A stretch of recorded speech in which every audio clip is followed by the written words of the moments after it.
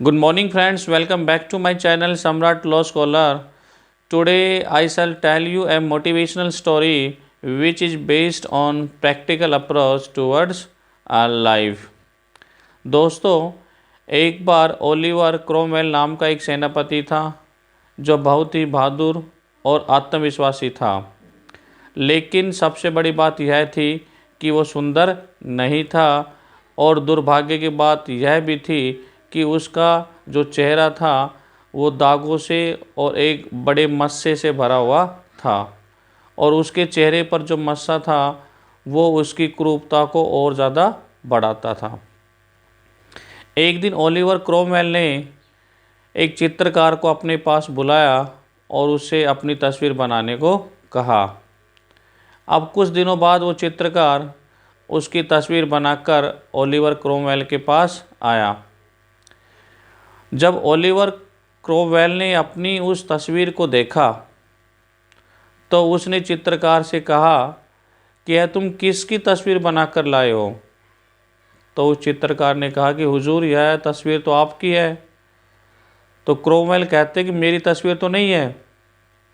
अगर ये मेरी तस्वीर है तो इसमें जो मेरे चेहरे पर जो दाग थे वो कहाँ है, और उसके साथ वो बड़ा मस्सा जो था जो मेरी क्रूरता को बढ़ाता था वो कहाँ है। तो चित्रकार ने कहा, श्रीमान जी, मैंने उन दागों को और उस बड़े मस्से को रंगों से भर दिया है और उन्हें छुपा दिया है ताकि आप सुंदर दिखाई दे।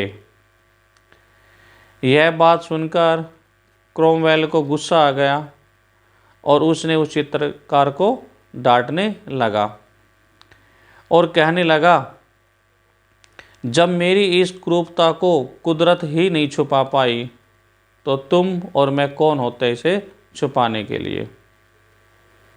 जाओ, मैं जैसा हूँ हूबहू वैसे की वैसी तस्वीर बनाकर लाओ।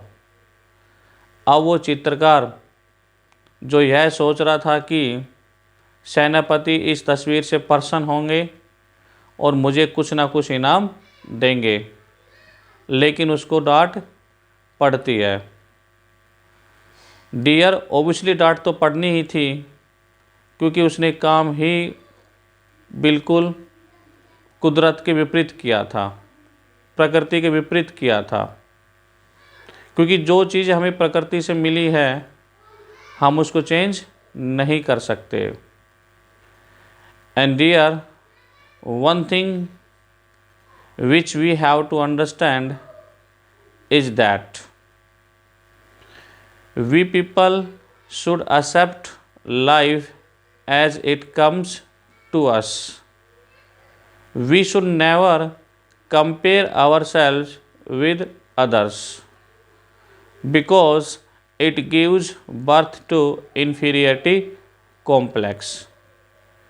And when inferiority complex develops in our mind, it becomes difficult for us to do something.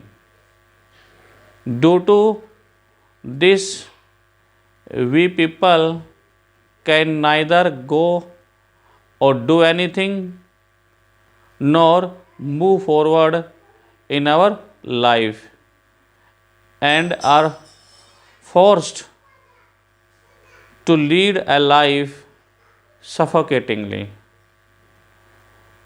That's why it is better to accept the life as it comes to us to make our life peaceful.